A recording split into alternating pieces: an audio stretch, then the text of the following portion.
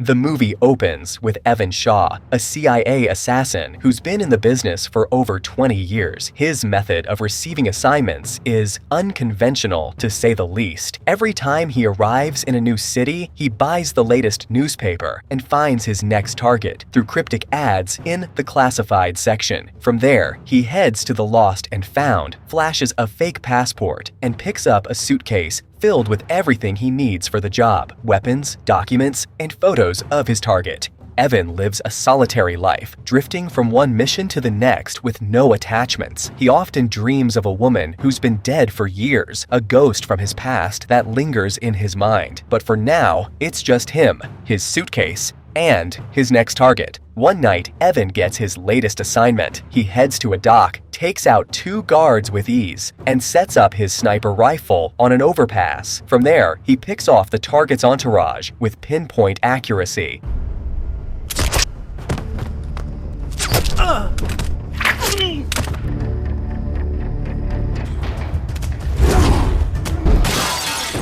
Why me?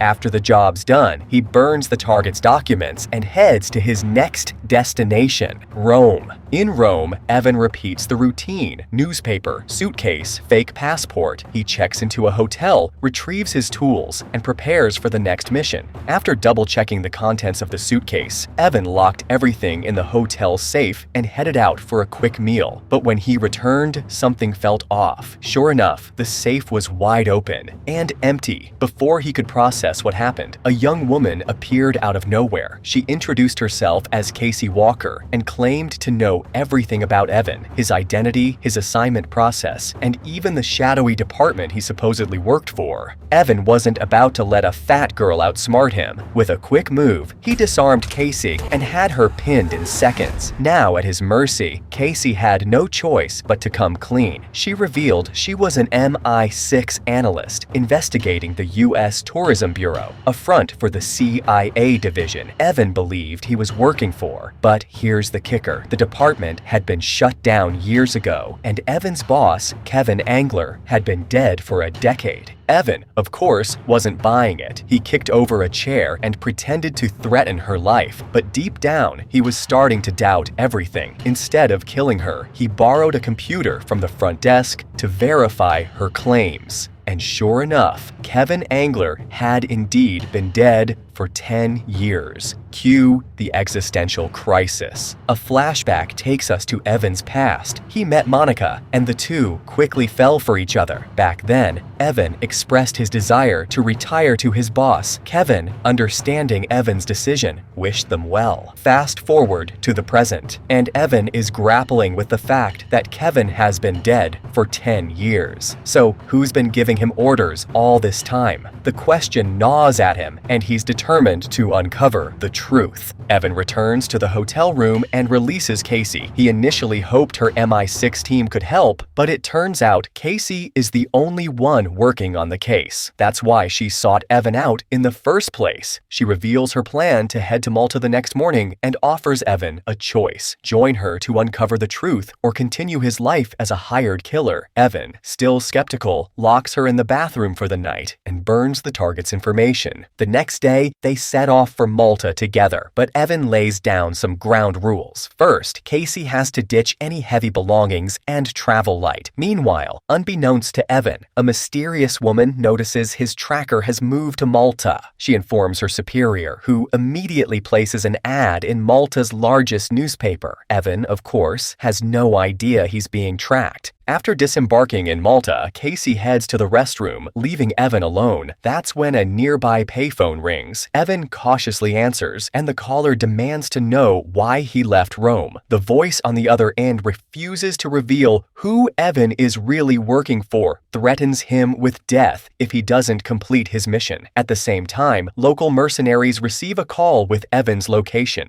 Evan and Casey arrived at Kevin's old office building, a place Evan knew well, but the mercenaries had already surrounded the building downstairs. Oblivious to the danger, the two continued their search inside. They made their way to Kevin's office, where Evan picked up a chair and scraped its bottom, revealing a hidden cassette tape. Just as they found it, the sound of an elevator door opening echoed in the distance. Evan rushed over, knocked out the intruder, and threw him down the stairs. But the commotion alerted the mercenaries, and their leader ordered everyone to move in. Evan grabbed Casey, and the two fled upward. Moving through the building's floors made it harder for the mercenaries to track their exact location, buying them some time. They eventually reached the rooftop, descended into another building, and ran straight into a group of pursuers. Evan quickly took down two of them, and they ducked into an alley. The mercenaries, however, weren't giving up. They opened fire in the street, causing panic among the crowd.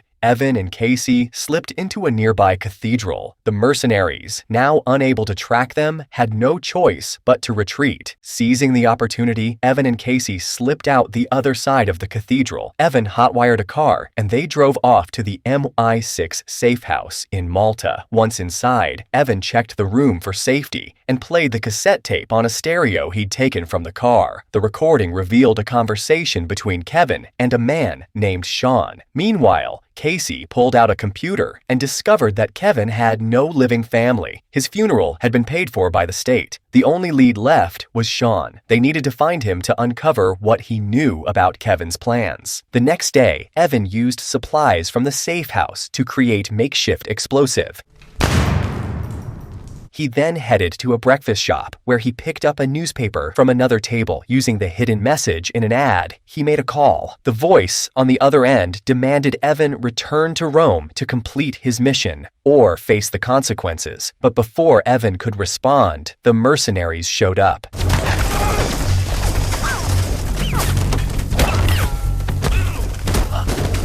Evan stole a car from one of the attackers and sped away. He hid behind a truck and drove in the opposite direction, thinking he'd outsmarted them. Little did he know, he had a tracker in his body all along. The mercenaries were back on Evan's tail in no time, forcing him to resort to risky maneuvers to escape.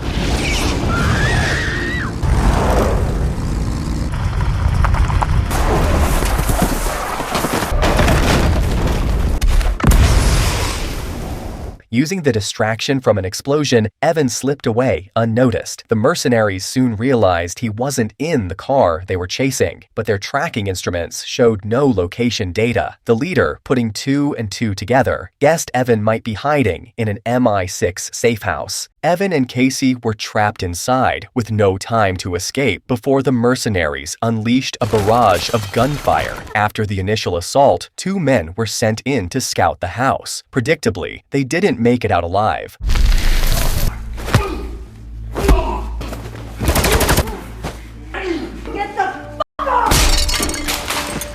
The leader, now furious, brought out a machine gun, but Evan had a trick up his sleeve. He pulled out a secret weapon, creating enough chaos for the two to escape through the back door. They stole another car and sped off. With many of his men dead, the leader was more determined than ever to hunt Evan down. As they drove, Evan confronted Casey. He was convinced she wasn't an MI6 agent. After all, the so-called safe house had no weapons or escape routes. It was just an ordinary residence. He demanded to know who she really was and why she had approached him. Realizing she couldn't keep up the act any longer, Casey came clean. She admitted she had once been an MI6 agent, but revealed a far more personal truth. She was Monica's daughter and Evan's biological child. Evan was skeptical at first, but Casey showed him a birthmark identical to his and described Monica's appearance in detail. She even knew Evan's real name. Finally, Evan believed her. Casey then handed him a diary. In it, Monica had written about Evan leaving when she was pregnant and how circumstances had kept them from reconnecting. Evan had been completely unaware of this. At the time, he was buried in work in Seoul. Later, Kevin from the CIA had recruited him, pulling him into a life of killing. Despite it all, Evan had never stopped thinking about Monica. Years later, Evan had flown back to London, hoping to reconcile reconcile with Monica and leave his violent life behind. But he was too late. On the day he arrived, Monica died in a traffic accident, just hours before he could see her. After clearing the air, Evan and Casey's relationship began to thaw. They took refuge in a safe house where Casey picked up Evan's notebook. Inside were his detailed notes on decoding the cryptic newspaper ads. Though the system looked complicated, every code had a key, and Evan had also documented every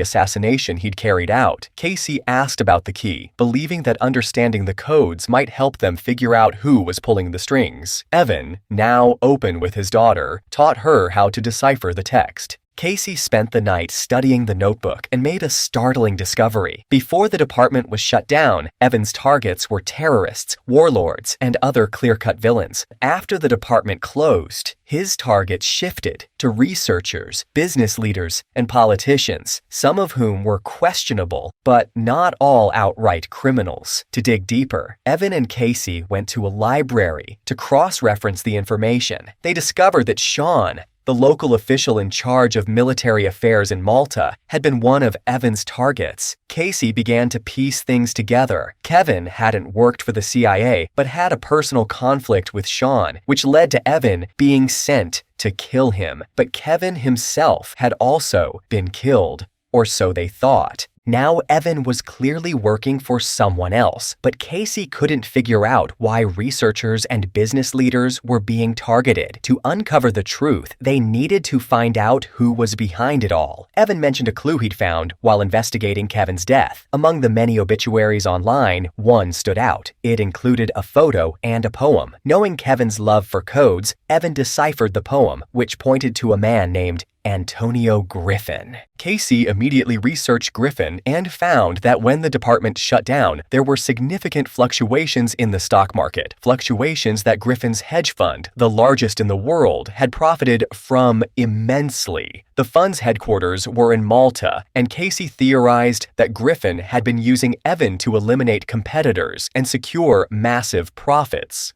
The two decided to confront Griffin. Evan tracked down the mysterious woman who had been communicating with him, and she led them to her boss, Antonio Griffin. Griffin admitted he was the mastermind behind the killings, crediting Evan's work for making his company the largest hedge fund in the world. He offered Evan to become partners, but Evan demanded to know who had given the orders. Griffin refused to answer until Evan pretended to agree to continue the partnership. Only then did Griffin reveal the location of the person behind it all and even provided a speedboat to get there. When Evan and Casey arrived, they were escorted inside by guards and came face to face with Kevin. He wasn't dead after all. Overwhelmed by anger, Evan punched him. Kevin, however, wasn't fazed and calmly showed them around as if nothing had happened. While Evan and Casey were processing the shock of Kevin being alive, the mercenaries somehow managed to track them down. Casey, however, had a new suspicion brewing. The timing of her mother Monica's death was too convenient. It had happened just as Evan was considering retirement. Had Kevin orchestrated Monica's death to keep Evan in the game? Evan, quietly seething, approached Kevin from behind and drew his gun.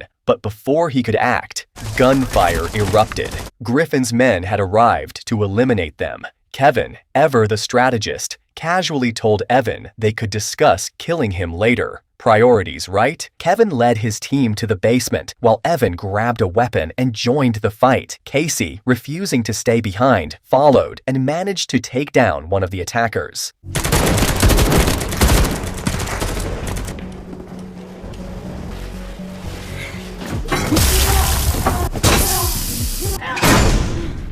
Meanwhile, the mercenary leader located the basement entrance but hesitated to charge in. Instead, he ordered his men to approach from the second floor and brought a vehicle to block the exit. Evan's side was quickly outgunned and outmaneuvered. When the dust settled, Kevin was seriously injured. Evan, realizing the situation was hopeless, grabbed Casey and made a run for it. The mercenaries, discovering Evan wasn't in the basement, began searching for him. Evan and Casey found themselves in the kitchen, where Casey remembered a hidden staircase. Evan urged her to leave while he stayed behind to cover her. He grabbed a shotgun, took out everyone in the hallway, and then retreated down the staircase to reunite with Casey. But the mercenaries were were relentless. Evan fired while retreating, and Casey threw a bomb to buy them some time. Just when they thought they were in the clear, they ran into another squad. Father-daughter duo fought back fiercely, but an ambush from behind left Evan wounded. He managed to kill the attacker, but not before taking a bullet himself. As a junior leader moved in for the kill, Casey threw a grenade at him, saving Evan